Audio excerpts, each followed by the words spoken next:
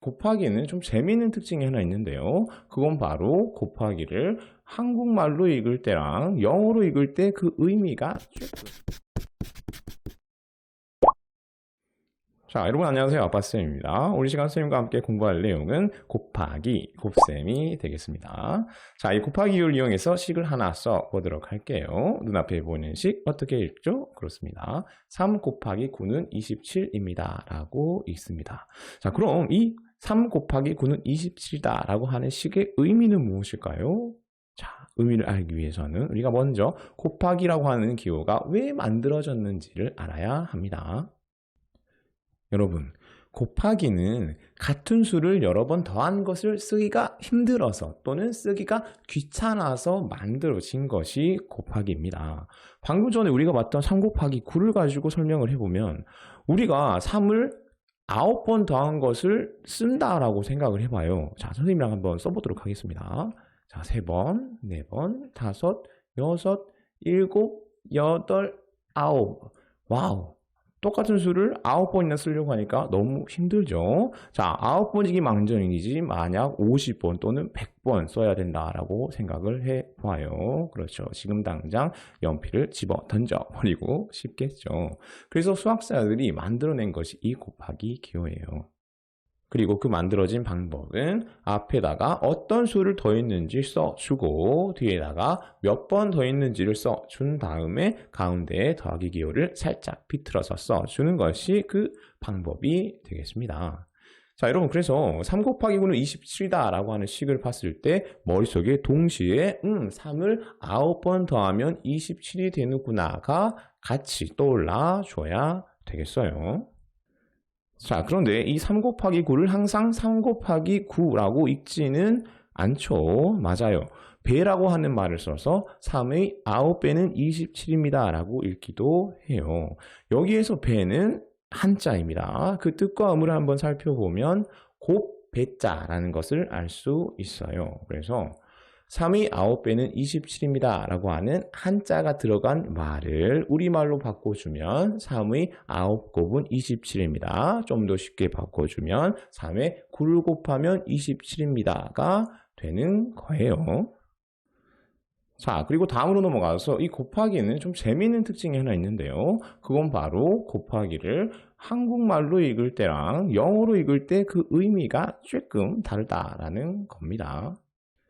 자, 그럼 어떻게 다른지 7 곱하기 10은 70입니다. 라고 하는 식을 가지고 설명을 해보도록 할게요. 먼저 한국말로 위식을 나타내어 보면 이렇게 되겠죠. 7이 10번이면 7을 10번 더하면 70이 됩니다.가 이 식의 의미입니다. 물론 교과서에서는 7개씩 10묶음이면 70개가 됩니다. 라고 배우죠. 자, 그런데 이 똑같은 식을 영어로 나타내면 그 의미가 조금 달라집니다. 어떻게 달라지는지 화면을 조금 키워서 설명하도록 할게요. 지금 보시는 화면은 영국 BBC에서 만든 넘버블록스라고 하는 애니메이션, 여러분과 같은 친구들에게 수학을 가르치기 위해서 만든 애니메이션의 한 장면입니다. 광고하는 것은 아니고 혹시라도 저작권에 걸릴까봐 무서워서 선생님이 이렇게 이야기를 하는 거예요. 자, 7 곱하기 10. 영어로 읽어주게 되면요. 7 times 10이라고 하는데요. 이 7 times 10의 의미를 살펴보면 이렇게 되겠습니다. 10개씩 7번이면 7묶음이면 70개가 됩니다가 이 7 times 10의 의미가 됩니다.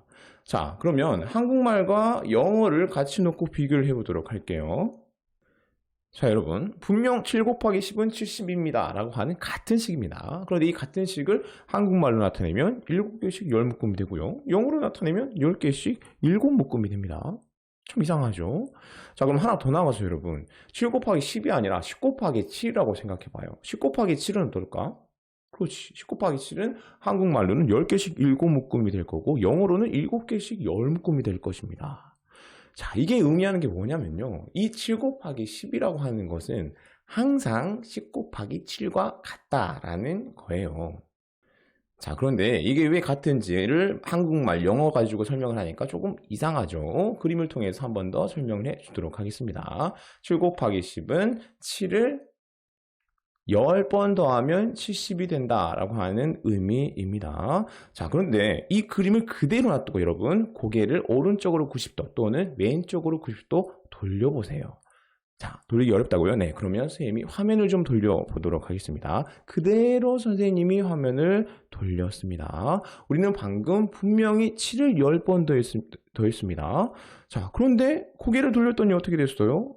그렇죠. 10을 7번 더한 게 되었죠. 그래서 여러분 7 곱하기 10은 10 곱하기 7과 항상 같은 겁니다. 그런데 이게 꼭 7 곱하기 10에만 해당할까요? 아니에요. 모든 곱셈에 이것은 적용이 되는 겁니다. 그래서 일반화를 해주면 세모 곱하기 네모라고 하는 식이 있으면 이 식은 무조건 네모 곱하기 세모라고 하는 식과 같게 되는 겁니다. 자, 여러분, 이 개념은 굉장히 중요한 개념입니다. 그런데 한 가지 아쉬운 점은 학교에서 배우는 교과서에서 이 부분을 자세히 다뤄주지 않는다라고 하는 거예요. 그런데 또 웃긴 거는 뭐 문제를 푼다거나 아니면 다른 개념을 설명할 때 요거를 가져다가 씁니다. 그렇게 되면 이제 학생들은 뭐 구구단 외울 때 세모 곱하기 네모의 계산 결과가 네모 곱하기 세모의 결과랑 같았으니까 뭐 그런가 보다라고 대충 그냥 이해하고 넘어가게 되는 부분이기도 하죠. 자, 여러분은 선생님에게 왜 세모 곱하기 네모가 네모 곱하기 세모랑 항상 같을 수밖에 없는지 설명을 들었습니다. 여러분도 다른 사람에게 똑같이 설명할 수 있어야 해요. 그리고 똑같은 내용을 중학교에 가서는 곱셈은 교환 법칙이 성립한다라고 하는 말로 다시 한번 배우게 될 것입니다. 자, 그러면 곱하기, 곱셈 공부 계속해 나가도록 하겠습니다. 자, 방금 전에 세모 곱하기 네모는 네모 곱하기 세모와 항상 같을 수밖에 없다라고 하는 것을 배웠는데요. 자, 이게 또 어마어마한 규칙을 만들어냅니다. 그것은 바로 곱셈으로만 된 식은 계산 순서가 없다라고 하는 거예요. 이 내용을 2 곱하기 3 곱하기 5라고 하는 식을 가지고 설명을 해 보도록 하겠습니다. 자, 2 곱하기 3 곱하기 5라고 하는 식이 있을 때 지금 깜빡이는 2 곱하기 3을 3 곱하기 2로 바꿔 써줄 수 있습니다. 왜냐하면 어차피 둘은 같으니까요. 그리고 뒤에 곱하기 5를 해주면 2 곱하기 3 곱하기 5가 3 곱하기 2 곱하기 5와 같다라는 것을 알 수 있죠. 자, 이번에는 2 곱하기 3이 먼저 계산됐다고 생각하고 이 2 곱하기 3과 뒤에 있는 곱하기 5의 위치도 한번 바꿔 볼 수 있겠습니다. 왜냐하면 바꿔도 어차피 같으니까요. 그래서 2 곱하기 3 곱하기 5가 5 곱하기 2 곱하기 3과 같다고도 생각할 수 있습니다. 다음으로 이번에는 3 곱하기 2 곱하기 5에서 3 곱하기 1을 먼저 계산했다고 생각하고 이 3 곱하기 2와 5의 위치를 바꿔 볼 수도 있겠죠. 그러면 3 곱하기 2 곱하기 5와 5 곱하기 3 곱하기 2가 같다라는 것 또한 알 수 있습니다. 또 다음으로 넘어가서 이번에는 5 곱하기 2 곱하기 3에서 앞에 있는 5와 2의 위치를 바꿔 볼 수도 있을 것입니다. 그러면 5 곱하기 2 곱하기 3이 2 곱하기 5 곱하기 3이 되고 이 둘은 같다라는 것을 또 알 수 있죠. 마지막으로 5 곱하기 3 곱하기 2로 넘어가서 또 5와 3의 위치를 바꿔 볼 수 있겠습니다. 그러면 5 곱하기 3 곱하기 2가 3 곱하기 5 곱하기 2가 되고 이 둘도 같다라는 것을 알 수 있죠. 그래서 결론은 앞에 보이는 식들이 모두 같기 때문에 곱셈으로만 이루어진 식은 계산 순서가 없다가 되겠습니다. 자, 뭐 물론 계산 순서가 없을 뿐이지 뭐 같은 수를 뭐 2번 곱해도 된다 이런 거는 아닙니다. 자, 그럼 곱셈으로만 이루어진 식은 계산 순서가 없다라고 하는 것을 이용해서 곱셈식 하나 풀고 오늘 수업 마치도록 하겠습니다. 600 곱하기 50입니다. 자, 여러분, 이 문제 어떻게 풀죠? 그렇죠. 0 3개 떼버리고 6 곱하기 5 한 다음에 다시 0 3개 붙여서 3만이라고 계산하죠. 그 과정을 한번 설명해 보도록 할게요. 먼저 600을 6 곱하기 100이라고 써줄 수 있겠죠. 그리고 50을 5 곱하기 10이라고 써줄 수 있겠습니다. 자, 곱셈으로만 이루어진 식은 계산 순서가 없습니다. 계산하기 편한 것부터 계산하도록 보도록 할게요. 6 곱하기 5 하고 나머지 거 계산하도록 하겠습니다. 6 곱하기 5 먼저 계산하면 30이 되고요. 100 곱하기 10 계산하면 1000이 되겠습니다. 그리고 마저 계산해 주면 계산 결과가 3만이 되겠네요. 물론 우리는 초등 단계이기 때문에 곱셈식의 성질을 이용해서 문제를 이렇게 풀기보다는 수모형을 통해서 많이 문제를 풀죠. 그런데 이렇게 곱셈식의 성질을 이용해서 문제를 이해하는 것도 굉장히 중요합니다. 그리고 이것을 잘하면 여러분 소수의 곱셈을 따로 공부할 필요가 없어요. 좀 센스 있는 친구는 선생님이 무슨 말을 하는지 알 거라고 생각을 합니다.